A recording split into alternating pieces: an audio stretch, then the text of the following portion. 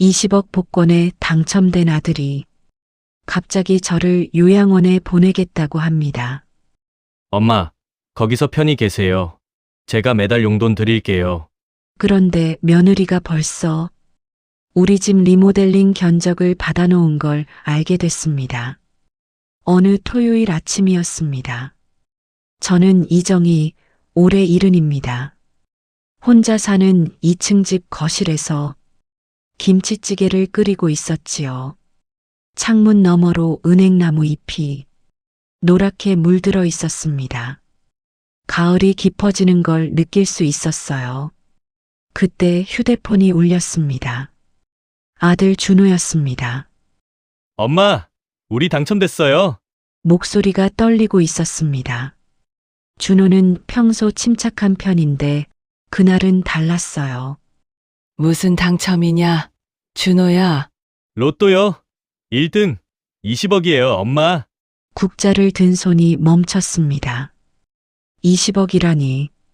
저는 복권을 사본 적도 없고 당첨된 사람을 본 적도 없었습니다.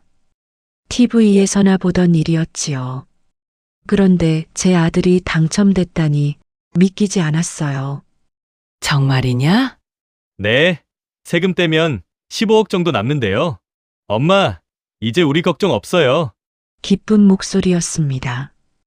저도 당연히 기뻐야 했습니다. 하지만 가슴 한편이 묘하게 불편했어요. 왜 그랬을까요? 지금 생각해보면 그게 예감이었던 것 같습니다. 준호는 제 외아들입니다. 남편이 45살에 교통사고로 세상을 떠난 뒤 25년을 혼자 키웠지요. 그때 준호는 20살이었습니다. 대학교 2학년이었어요. 저는 식당에서 청소 일을 하면서 등록금을 냈습니다. 손이 거칠어지고 허리가 아파도 참았어요. 준호가 졸업하고 취직하고 결혼하는 모습을 보는 게 제 유일한 낙이었습니다. 준호는 착한 아이였습니다. 결혼 후에도 한 달에 2번은 꼭 찾아왔어요. 손주들도 데리고 왔지요. 며느리 지영도 처음엔 예의 바르고 상냥했습니다. 어머니, 편찮으신 데 없으세요? 늘 그렇게 물었어요. 저는 만족했습니다. 이 정도면 잘 산 거라고 생각했지요. 그날 저녁 준호 부부가 집으로 찾아왔습니다. 샴페인을 들고 왔더군요. 거실 탁자 위에 샴페인을 터뜨리며 준호가 웃었습니다. 엄마, 이제 편히 사셔야죠. 지영도 환한 얼굴로 말했습니다. 어머니, 그동안 고생 많으셨잖아요. 이제 좀 쉬세요. 고마운 말이었습니다. 저는 웃으며 고개를 끄덕였어요. 그런데 준호가 덧붙인 말이 이상했습니다. 엄마, 혼자 계시니까 저희가 항상 걱정이에요. 좋은 요양원 알아볼게요. 샴페인 잔을 든 손이 굳었습니다. 요양원이라니? 네, 시설 좋은 곳으로요. 같은 나이 되시는 분들도 많고, 운동도 하고, 식사도 다 나오고요. 제 나이가 70입니다. 밥도 혼자 하고 빨래도 하고 장도 봅니다. 무릎이 가끔 아프긴 하지만 지팡이 없이도 잘 걸어요.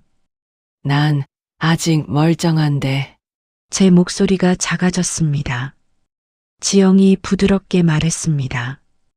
어머니, 요즘 요양원은 옛날이랑 달라요. 진짜 좋대요. 저희가 매달 용돈도 드릴게요. 준호도 고개를 끄덕였습니다. 엄마, 거기서 편히 계세요. 제가 다 챙길게요. 저는 아무 말도 할 수 없었습니다. 목이 메었어요. 그저 웃는 척하며 고개만 끄덕였습니다. 그날 밤 잠이 오지 않았습니다. 천장을 보며 누워 있는데 문득 오래전 친구 말이 떠올랐어요. 돈이 생기면 진짜 얼굴이 보인다더라. 그 친구도 자식 문제로 고생했었지요. 저는 고개를 저었습니다. 아니야. 준호는 그런 애가 아니야. 스스로를 다독였습니다. 다음 날 아침 저는 거실을 정리하다가 탁자 위에 놓인 종이를 발견했습니다. A4 용지 한 장이었어요. 며느리 지영의 메모장이었습니다. 거기엔 이렇게 적혀 있었어요. 우리 집 리모델링 견적, 욕실, 주방, 안방, 1억 2천. 손이 떨렸습니다. 우리 집이라는 글자가 눈에 들어왔어요. 이 집은 제 집입니다. 남편이 살아생전 땀 흘려 장만한 집이에요. 명의도 제 이름으로 되어 있지요. 그런데 며느리는 벌써 리모델링 견적을 받아놨더군요. 제가 요양원에 가는 걸 전제로 한 계획이었습니다. 가슴이 내려앉았어요. 저는 그 종이를 조용히 접어서 서랍에 넣었습니다. 손이 떨렸지만 표정은 애써 평온하게 유지했어요. 마침 현관문이 열리는 소리가 들렸습니다. 며느리 지영이었습니다. 어머니, 잠깐 들렀어요. 어제 두고 간 거 찾으러요. 환한 미소였습니다. 저는 메모지를 건네주며 말했습니다. 이거 찾는 거니? 아, 네. 감사합니다. 지영은 아무렇지 않게 받아들었어요. 민망한 기색도 없었습니다. 그 순간 저는 깨달았습니다. 이미 모든 게 계획되어 있었습니다. 제가 없는 이 집의 미래가 그려져 있었습니다. 지영이 나간 뒤 저는 오래된 앨범을 꺼냈습니다. 남편과 찍은 사진들이 있었지요. 젊은 날의 우리 모습이 있었어요. 준호를 안고 웃고 있는 사진도 있었습니다. 여보, 내가 어떻게 해야 할까요? 사진 속 남편은 아무 말도 하지 않았습니다. 다만 그의 눈빛이 말하는 것 같았어요. 정신 차려라. 저는 앨범을 천천히 덮었습니다. 창밖으로 은행나무 잎이 하나 둘 떨어지고 있었습니다. 가을이 끝나가고 있었어요. 그리고 무언가도 함께 끝나가고 있었습니다. 제가 믿었던 것들이 며칠이 지났습니다. 준호는 매일 전화를 했어요. 엄마, 요양원 좋은데 알아봤어요. 이번 주에 같이 가보실래요? 저는 매번 애매하게 대답했습니다. 그래. 생각 좀 해보마. 사실 생각할 게 뭐가 있겠습니까? 가기 싫었습니다. 이 집을 떠나기 싫었어요. 하지만 아들에게 부담을 주고 싶지도 않았습니다. 그 사이 준호네 집에는 변화가 생겼습니다. 목요일 오후 준호가 새 차를 몰고 왔습니다. 검은색 외제차였어요. 현관문을 열자마자 준호가 말했습니다. 엄마, 차 봤어요? 이번에 샀어요. 반짝이는 차체가 햇빛에 빛나고 있었습니다. 얼마짜리냐? 9천만 원이요. 할부 아니고 현금으로 샀어요. 준호의 목소리에 자랑스러움이 묻어났습니다. 저는 아무 말도 하지 않았어요. 9천만 원. 평생 모아도 만들기 힘든 돈이었지요. 그 다음 날 집 앞에 낯선 차가 서 있었습니다. 인테리어 업체 차량이었어요. 며느리 지영이 2명의 남자와 함께 집안을 둘러보고 있었습니다. 욕실은 여기 전체를 다 뜯어내고요. 주방도 새로 해야죠. 지영의 목소리가 거실까지 들렸습니다. 저는 현관에 서서 지켜봤어요. 그들은 줄자로 벽을 재고 사진을 찍고 메모를 했습니다. 마치 이미 자기네 집인 것처럼요. 지영이 저를 발견하고는 환하게 웃었습니다. 어머니, 깜짝 놀라셨죠? 미리 말씀 못 드려서 죄송해요. 그냥 견적만 받는 거예요. 저는 천천히 물었습니다. 지영아, 이 집 누구 집이냐? 어머니 집이죠. 그럼 내 허락 없이 왜 이런 걸 하니? 순간 지영의 표정이 굳었습니다. 업체 사람들도 어색한 공기를 느꼈는지 멈칫했어요. 어머니, 오해하신 거예요. 어차피 어머니 가시면 관리해야 하잖아요. 난 아직 안 간다고 했는데. 제 목소리는 떨리지 않았습니다. 지영은 더 이상 말하지 않았어요. 업체 사람들을 데리고 나갔습니다. 문이 닫히고 집안이 조용해졌습니다. 제 심장만 빠르게 뛰고 있었지요. 그날 저녁 준호가 다시 찾아왔습니다. 혼자였습니다. 거실 소파에 마주 앉았어요. 엄마, 지영이가 성급했어요. 죄송합니다. 준호는 고개를 숙였습니다. 저는 차를 따르며 말했습니다.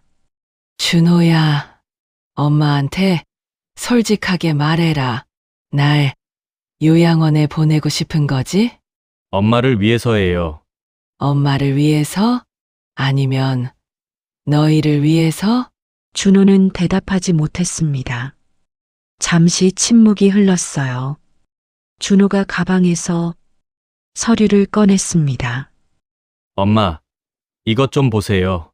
부동산 명의 이전 동의서였습니다. 이게 뭐냐? 재산 정리예요. 엄마 연세도 있으시고, 나중에 상속세 문제도 있고, 미리 정리해 놓는 게 나아요. 저는 서류를 밀어냈습니다. 그건 안 된다. 이 집은 네 아버지랑 같이 산 곳이야. 네 아버지가 얼마나 고생해서 장만했는데. 준호의 표정이 굳어졌습니다. 아버지는 돌아가셨잖아요. 이제 현실을 봐야죠. 그 말에 가슴이 철렁했습니다. 현실. 그게 무슨 말이냐? 엄마 혼자 이 큰 집에서 뭐 하세요? 관리도 힘들고 외로우시잖아요. 저는 천천히 말했습니다. 외롭지 않다. 여기 네 아버지가 있고 너를 키운 추억이 있어. 준호는 한숨을 쉬었습니다. 엄마는 왜 이렇게 고집이 세세요? 그 말을 남기고 준호는 서류를 챙겨 나갔어요. 문이 닫히는 소리가 유난히 크게 들렸습니다. 그날 밤 저는 잠을 이룰 수 없었습니다. 벽 너머로 이웃집 텔레비전 소리가 희미하게 들렸어요.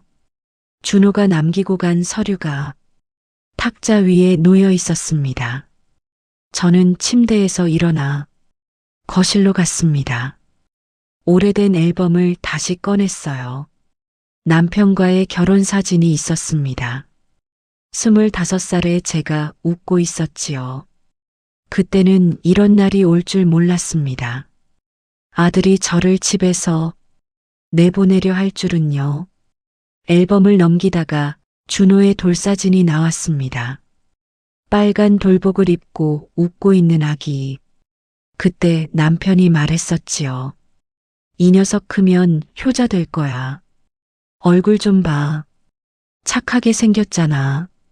저도 그렇게 믿었습니다. 준호는 착한 아이였어요. 그런데 돈이 생기자 모든 게 달라졌습니다. 사진 속 남편에게 물었습니다. 여보, 내가 뭘 잘못한 걸까요? 대답은 없었습니다. 다만 시계 소리만 똑딱똑딱 울릴 뿐이었어요. 저는 앨범을 덮고 창밖을 봤습니다. 거리는 고요했습니다. 가로등 불빛만 쓸쓸하게 빛나고 있었지요. 저는 그 순간 결심했습니다. 더 이상 당하고만 있을 순 없어. 무엇을 해야 할지는 아직 몰랐어요. 하지만 분명한 건 이대로는 안 된다는 것이었습니다. 이 집을, 제 인생을 지켜야 한다는 것입니다.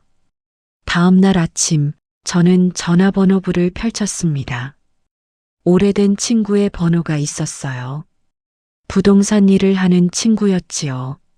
손가락이 떨렸지만 저는 전화를 걸었습니다. 여보세요. 순자야? 너한테 물어볼 게 있어. 창밖으로 아침 햇살이 비쳐 들어왔습니다. 새로운 하루가 시작되고 있었어요. 그리고 저도 새로운 싸움을 시작하려 하고 있었습니다. 친구 순자와의 통화는 짧았습니다. 정희야, 요즘 집값 많이 올랐어. 네 집 시세 한번 알아볼까? 아니야. 그냥 궁금해서 물어본 거야. 전화를 끊고 나니 마음이 복잡했어요. 집을 팔 생각은 없었습니다. 다만 제가 가진 게 무엇인지 확인하고 싶었을 뿐이에요. 그날 오후 준호가 또 찾아왔습니다. 이번엔 지영도 함께였어요. 두 사람은 나란히 소파에 앉았습니다. 엄마, 오늘 시간 되세요? 무슨 일인데? 요양원 보러 가려고요. 차로 30분 거리예요. 저는 손을 저었습니다. 난 안 간다고 했잖니? 지영이 부드럽게 말했습니다. 어머니, 그냥 한 번만 보세요. 구경만요. 마음에 안 들면 안 가셔도 돼요. 그 말투가 너무 익숙했습니다. 마치 아이를 달래듯이요. 저는 70살입니다. 아이가 아니에요. 하지만 거절하기가 어려웠습니다. 그럼 구경만 하는 거다. 준호가 환하게 웃었습니다. 네, 엄마, 구경만요. 차 안은 조용했습니다. 뒷좌석에 앉은 저는 창밖을 봤어요. 익숙한 거리가 멀어지고 있었습니다. 30분쯤 달렸을까요? 한적한 주택가에 큰 건물이 나타났습니다. 실버타운 그린힐이라는 간판이 보였어요. 깨끗하고 현대적인 건물이었습니다. 원장실에서 중년 여성이 우리를 맞았습니다. 어서 오세요. 이정희 어르신이시죠? 저는 고개를 끄덕였어요. 원장은 친절했습니다. 시설을 안내하며 설명했지요. 여기는 1인실이고요. 침대도 전동이라 편하세요. 화장실도 방 안에 있고요. 깨끗한 방이었습니다.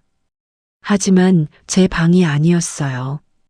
식당은 1층에 있고 매일 영양사가 식단 짜요. 운동실도 있고 노래방도 있어요. 원장의 목소리가 경쾌했습니다. 저는 묵묵히 따라다녔어요. 복도에서 할머니 한 분을 만났습니다. 휠체어에 앉아 창밖을 보고 계셨지요. 눈빛이 텅 비어 있었습니다. 제 가슴이 철렁했어요. 저게 내 모습이 되는 건가? 상담실로 돌아왔습니다. 원장이 계약서를 꺼냈어요. 비용은 월 300만 원이에요. 보증금은 5천만 원이고요. 준호가 고개를 끄덕였습니다. 괜찮습니다. 제가 다 낼게요. 저는 그제야 입을 열었습니다. 난 여기 안 올 거야. 원장의 표정이 당황스러워졌어요. 준호가 황급히 말했습니다. 엄마, 시설 좋잖아요. 깨끗하고. 좋은 건 안다. 근데 난 집이 좋단다. 집에서 혼자 뭐 하세요? 여긴 사람도 많고, 프로그램도 많고. 저는 천천히 말했습니다. 준호야, 엄마는 아직 멀쩡하다. 밥도 하고, 청소도 하고, 빨래도 해. 왜 여기 와야 하니? 지영이 끼어들었습니다. 어머니, 지금은 괜찮으셔도 나중엔 힘드실 거예요. 미리 준비하는 거예요. 나중 일은 나중에 생각한다. 제 목소리가 단호했습니다. 준호가 한숨을 쉬었어요. 엄마는 왜 이렇게 고집이 세세요? 그 말이 가슴에 박혔습니다. 고집이 센 게 아닙니다. 그냥 집에서 살고 싶을 뿐이에요. 돌아오는 차 안도 조용했습니다. 하지만 아까와는 분위기가 달랐어요. 냉랭했습니다. 준호는 한마디도 하지 않았어요. 지영은 창밖만 보고 있었지요. 집 앞에 내려주고 준호가 말했습니다. 엄마, 한 번 더 생각해 보세요. 생각할 것 없다. 문을 닫고 집으로 들어왔습니다. 텅 빈 거실이 저를 맞았어요. 하지만 이곳이 편했습니다. 남편의 흔적이 있고 준호의 어린 시절이 있는 곳. 소파에 앉아 한참을 그렇게 있었습니다. 며칠이 지났습니다. 준호는 전화도 하지 않았어요. 원래 일주일에 한 번은 꼭 전화했는데 이번엔 아무 연락이 없었습니다. 저는 기다렸습니다. 목요일, 금요일, 토요일. 전화는 울리지 않았어요. 일요일 오후 현관 초인종이 울렸습니다. 준호였습니다. 혼자 왔더군요. 들어와라. 준호는 무거운 표정으로 들어왔어요. 거실에 마주 앉았습니다. 한동안 침묵이 흘렀지요. 준호가 먼저 입을 열었습니다. 엄마, 솔직히 말씀드릴게요. 엄마 혼자 살기엔 집이 너무 크잖아요. 저는 가만히 들었습니다. 그리고 저희도 애들 키우면서 공간이 필요해요. 지금 아파트는 좁거든요. 이제야 진짜 이유가 나왔습니다. 그래서 이 집에 들어와 살고 싶단 거지? 준호는 고개를 숙였어요. 죄송합니다. 미안해할 것 없다. 너희 속마음을 알게 됐어. 엄마는 오히려 다행이야. 준호가 고개를 들었습니다. 엄마, 돌아가거라. 엄마 혼자 생각 좀 할게. 준호는 더 이상 말하지 않았어요. 일어서서 현관으로 향했지요. 문 앞에서 잠시 멈췄습니다. 엄마, 정말 미안해요. 됐다. 가거라. 문이 닫혔습니다. 저는 소파에 그대로 앉아 있었어요. 가슴이 텅 빈 것 같았습니다. 그날 밤 저는 남편의 유품을 정리했습니다. 오래된 서랍장을 열었어요. 남편의 통장이 나왔습니다. 보험금과 저축이 모인 돈 3억 원이 조금 넘었지요. 남편이 일찍 떠나면서 받은 보험금이었습니다. 저는 이 돈을 한 번도 쓰지 않았어요. 마지막을 위해 아껴뒀지요. 통장을 쥐고 저는 생각했습니다. 이제 마지막이 온 건가? 아니, 아직 아닙니다. 저는 아직 정신이 멀쩡해요. 포기할 순 없었습니다. 창밖으로 달빛이 비쳐 들어왔습니다. 고요한 밤이었어요. 저는 통장을 가슴에 품고 천천히 눈을 감았습니다. 내일 저는 움직이기로 했습니다. 어떻게든 제 인생을, 제 집을 지켜내기로요. 남편이 남긴 마지막 선물이니까요. 다음 날 아침 저는 일찍 일어났습니다. 옷장에서 오래된 정장을 꺼냈어요. 남편 제사 때나 입던 옷이었지요. 거울을 보며 머리를 정돈했습니다. 70살 여자의 얼굴이 보였어요. 주름이 깊고 머리는 휘었지만 눈빛만은 또렷했습니다. 오늘은 흔들리지 말자. 스스로에게 다짐했어요. 가방에 통장과 도장을 넣었습니다. 남편이 남긴 3억 원. 이게 제 마지막 무기였지요. 집을 나서며 한 번 더 거실을 둘러봤습니다. 30년을 산 집. 아직은 제 집이었어요. 은행은 한산했습니다. 창구 직원이 친절하게 맞아주었어요.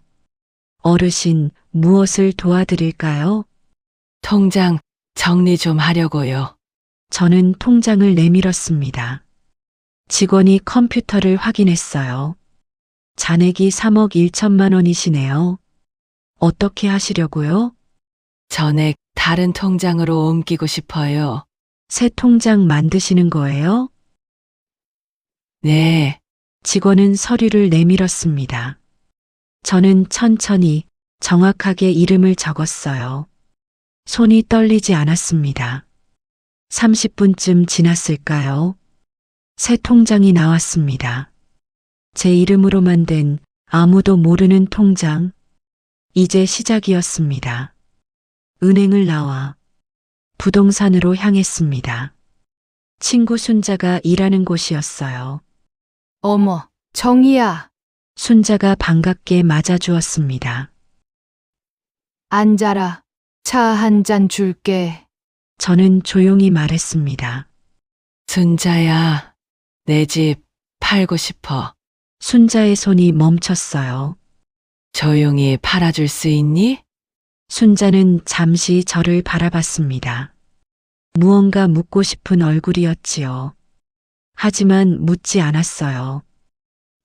알았어. 시세대로 해줄게. 빨리 팔릴 거야. 고맙다. 준호는 알아? 아니, 모르게 해줘. 순자는 고개를 끄덕였습니다. 걱정 마. 내가 알아서 할게. 그날 오후 매물이 올라갔습니다. 사진도 찍고 등기도 확인했어요. 모든 게 제 명의로 되어 있었습니다. 준호는 아직 아무것도 모르고 있었지요. 일주일이 지났습니다. 집을 보러 오는 사람들이 있었어요. 젊은 부부도 왔고 중년 남자도 왔습니다. 저는 친절하게 안내했어요. 화장실 수압 좋고요. 보일러도 작년에 교체했어요. 사실 말하기가 힘들었습니다. 이 집의 장점을 홍보하는 게, 하지만 해야 했어요. 살기 위해서요. 목요일 오후 순자에게서 전화가 왔습니다. 정희야, 계약하고 싶다는 사람 있어. 가격 깎지 말고 그대로 준대. 정말? 응, 현금 거래야. 다음 주에 계약할 수 있대. 전화를 끊고 저는 한참을 그 자리에 서 있었습니다. 정말 파는 거구나. 이 집을. 가슴이 먹먹했어요. 하지만 눈물은 나오지 않았습니다. 이미 각오했던 일이었으니까요. 그 사이 전셋집도 알아봤습니다. 역 근처 작은 오피스텔. 방 하나, 화장실 하나. 창문으로 시장이 보였어요. 보증금 5천에 월세 50이에요. 부동산 중개인이 말했습니다. 여기로 할게요. 어르신 혼자 사세요? 네, 좁지 않으세요? 괜찮아요. 혼자 살기 딱 좋네요. 계약금을 냈습니다. 잔금은 집이 팔리면 주기로 했어요. 모든 게 조용히 진행됐습니다. 준호는 여전히 연락이 없었고 저도 먼저 하지 않았습니다. 이사 날짜를 잡았습니다. 다음 주 화요일. 집이 넘어가는 날이었어요. 짐을 정리하기 시작했습니다. 30년의 삶이 박스에 담겼지요. 남편 사진, 준호 어릴 적 옷, 오래된 그릇들. 하나하나 싸면서 추억이 떠올랐어요. 행복했던 날들. 힘들었지만 보람 있던 날들. 손이 자주 멈췄습니다. 그때마다 저는 스스로에게 말했어요. 괜찮아. 추억은 가슴에 있어. 월요일 저녁 마지막 짐을 쌌습니다. 거실이 텅 비어 보였어요. 소파만 덩그러니 남아 있었지요. 저는 소파에 앉아 집을 둘러봤습니다. 벽지색이 바랬고 마루는 낡았습니다. 하지만 여전히 따뜻한 집이었어요. 여보, 미안해요. 우리 집 지키지 못해서. 대답은 없었습니다. 다만 냉장고 소리만 웅웅거릴 뿐이었지요. 이사 당일 아침, 이삿짐 센터 아저씨들이 왔습니다. 짐이 별로 없네요. 네, 많이 정리했어요. 박스 몇 개와 가구 몇 점. 그게 전부였습니다. 트럭에 싣는 동안 저는 마당에 서 있었어요. 은행나무가 바람에 흔들리고 있었습니다. 가을이 깊어지고 있었지요. 마지막으로 집안을 둘러봤습니다. 텅 빈 거실. 남편의 목소리가 들리는 것 같았어요. 잘 살아, 여보. 혼자서도. 문을 닫았습니다. 열쇠를 부동산에 맡기고 저는 트럭에 올랐어요. 뒤돌아보지 않았습니다. 보면 울 것 같았거든요. 새 집은 작았습니다. 하지만 깨끗했어요. 창문을 열자 시장 소리가 들렸습니다. 사람들의 웃음소리, 장사하는 소리. 시끌벅적했지만 나쁘지 않았어요. 혼자가 아닌 것 같았습니다. 짐을 풀며 저는 생각했습니다. 이제 시작이야. 통장에는 아직 2억 5천이 남아 있었어요. 당분간 살 수 있는 돈이었지요. 그리고 무엇보다 이제 아무도 저를 내쫓을 수 없었습니다. 이곳은 제가 선택한 곳이니까요. 저녁에는 라면을 끓여 먹었습니다. 작은 식탁에 혼자 앉아서요. 맛이 좋았습니다. 자유의 맛이었어요. 창밖으로 석양이 지고 있었습니다. 내일이면 준호가 알게 되겠지요. 엄마가 사라졌다는 것을, 집도 팔렸다는 것을. 어떤 표정을 지을까요? 저는 궁금하지 않았습니다. 다만 한 가지만 바랄 뿐이었어요. 언젠가 준호가 깨닫기를 돈보다 소중한 게 있다는 걸. 그때가 오면 저는 용서할 수 있을 것 같았습니다. 이사한 지 사흘이 지났습니다. 새 집에 적응하고 있었어요. 아침에는 시장에 가서 장을 봤습니다. 저녁에는 창가에 앉아 책을 읽었지요. 조용하고 평화로운 시간이었습니다. 그러던 목요일 오후 휴대폰이 울렸습니다. 준호였어요. 엄마, 지금 어디세요? 목소리가 떨리고 있었습니다. 왜 그러니?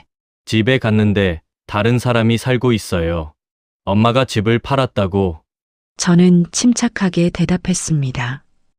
응. 팔았다. 왜요? 왜 말도 안 하고? 준호의 목소리가 커졌어요. 말하면 말렸을 거 아니냐. 지금 어디 계세요? 어디 사세요? 저는 주소를 알려줬습니다. 30분 안에 갈게요. 전화가 끊겼습니다. 저는 창밖을 봤어요. 곧 비가 올 것 같은 하늘이었습니다.